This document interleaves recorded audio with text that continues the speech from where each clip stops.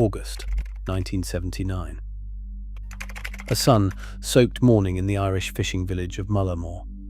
The sky is a hard, perfect blue. The sea is calm, almost unnaturally still.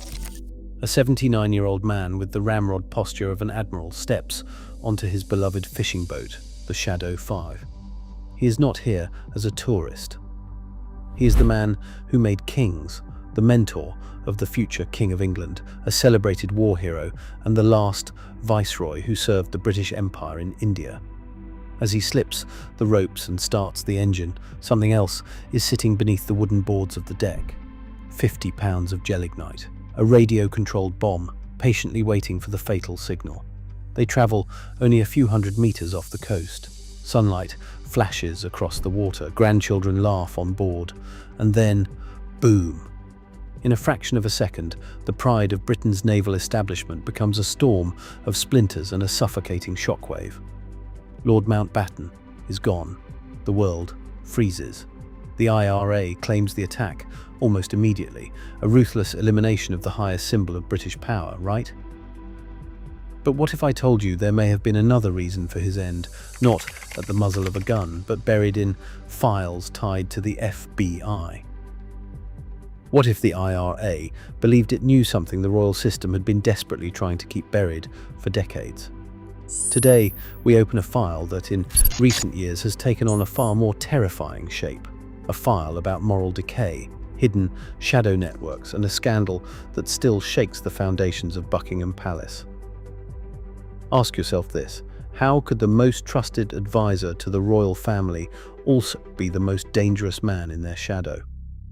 And why was he removed at that exact moment? To understand the man behind the legend, we have to go back to the very beginning, to a world of unimaginable luxury, darkened by a bitter public humiliation. Born as Prince Louis of Battenberg in 1900, he was a darling of Europe's aristocracy. His bloodline was pure gold. His great-grandmother was Queen Victoria herself. His godfather was none other than the Tsar of Russia. He grew up in palaces where the gold leaf seemed to drip from the walls, where balls lasted until sunrise. As a teenager, he fell in love with his cousin, the Russian Grand Duchess Maria. She was beautiful, unreachable, and doomed. She would later be brutally eliminated by the revolution. That tragedy left a scar. But the real blow to the young Louis came from Britain itself. In 1914, the First World War broke out. Britain fought Germany, and suddenly anything German became suspect. The Battenbergs, loyal to the crown, still carried a German name. Hostility on London streets was suffocating. Even the royal family wasn't safe and had to change its name to protect the throne. But for Louis's father, the highest admiral in the fleet, that wasn't enough. Despite 46 years of loyal service, he was forced to resign in total disgrace. Why? Purely because of his background.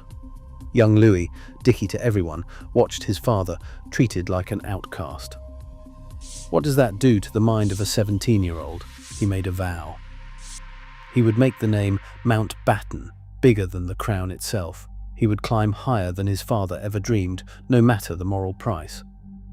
But ambition without money is a dead end. In the early 1920s, Dickie was a prince, with an impressive title and not a penny to his name. His salary was modest, especially for a man with decadent taste. Then he met Edwina Ashley. She was the richest heiress in the British Empire, the granddaughter of a banker with a fortune worth millions. Their wedding in 1922 was the wedding of the century. It was a perfect business merger, a blueprint for power. He gave her royal status. She gave him the millions to finance his rise. Behind the glittering facade of their residence, the ROT set in quickly. Edwina was a woman who bored easily. She began affair after affair. It stopped being a secret. The tabloids balanced on the edge of what they dared to print. There is a legendary story that one afternoon, 5 of her lovers were parked in different rooms of the house to avoid a confrontation. At first, Dickie was humiliated, but above all, he was a cold strategist. He understood that a public split would destroy his career. So they made a pact, an open marriage. They shared their public life and their status, but never their bed again. While Edwina looked for her entertainment, Dickie began exploring his own shadow world.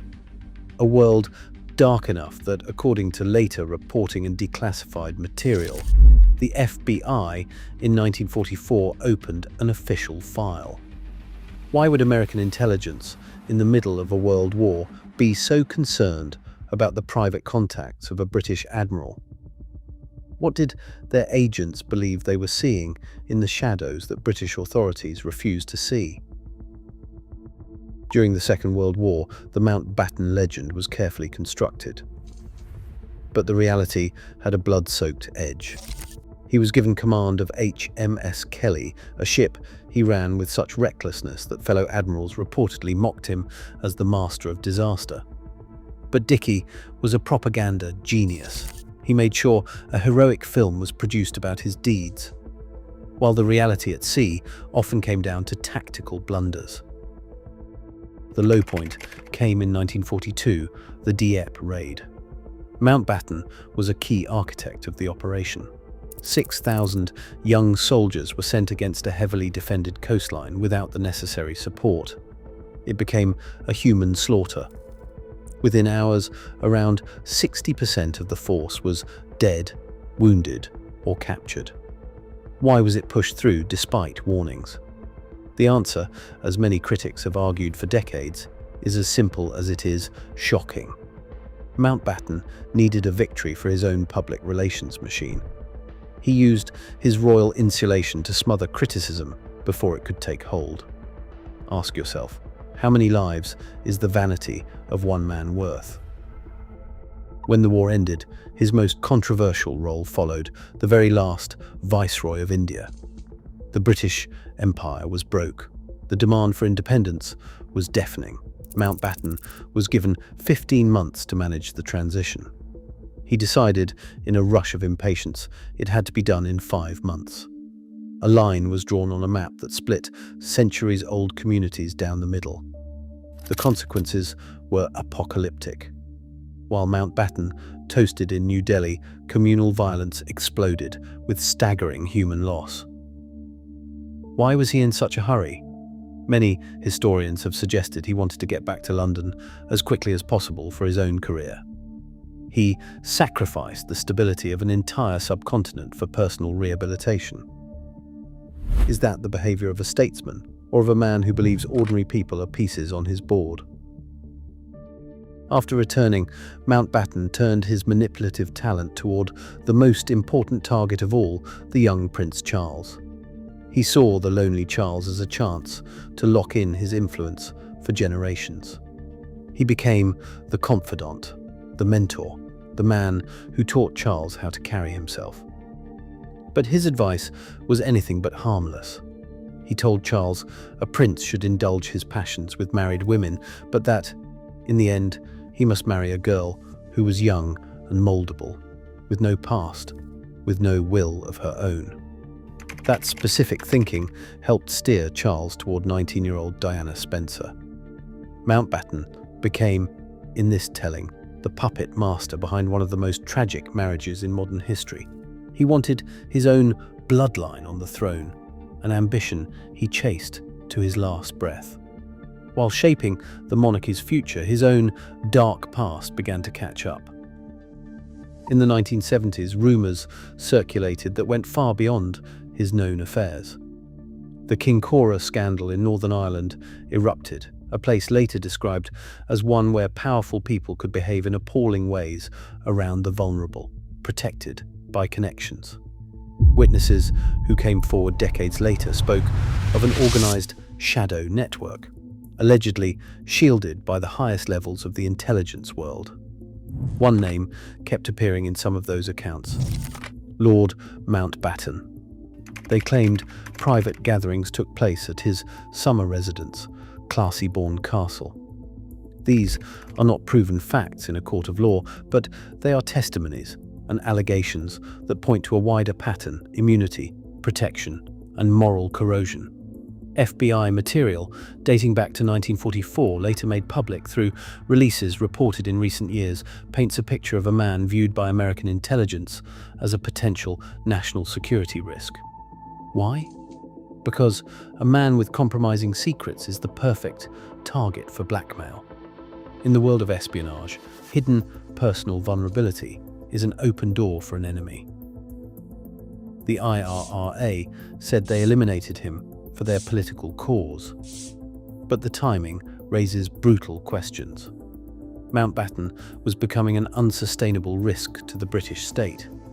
He knew too much, and his behaviour threatened to contaminate the crown itself.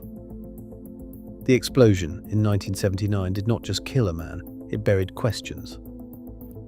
His secrets sank beneath the surface, while he received a state funeral designed to lock in his status as a hero forever.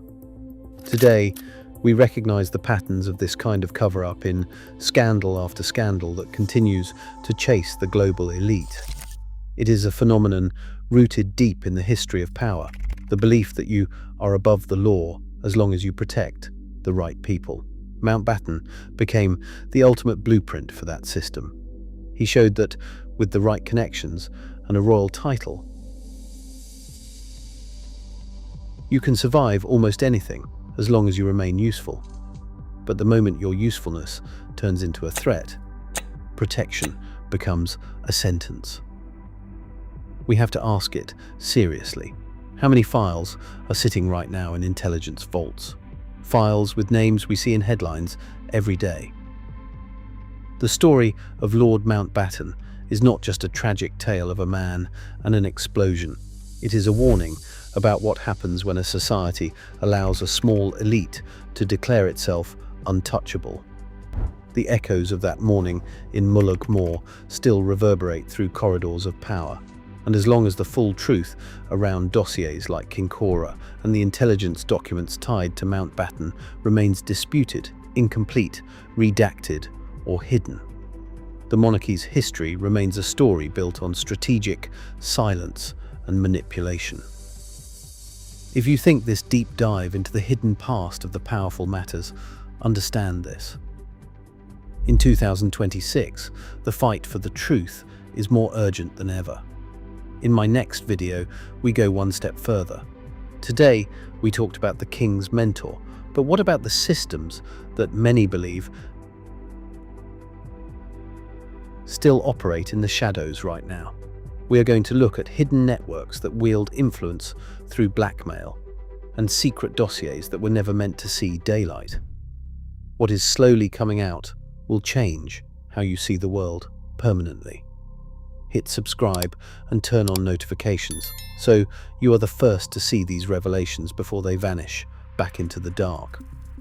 And tell me in the comments, do you believe Mountbatten's elimination was purely political? Or was it the state's ultimate way of closing a dangerous file for good? I read your theories, and I will jump into the discussion with you. Thanks for watching. Keep checking the facts. Keep questioning what you are being fed. Truth waits for no one, but it always surfaces.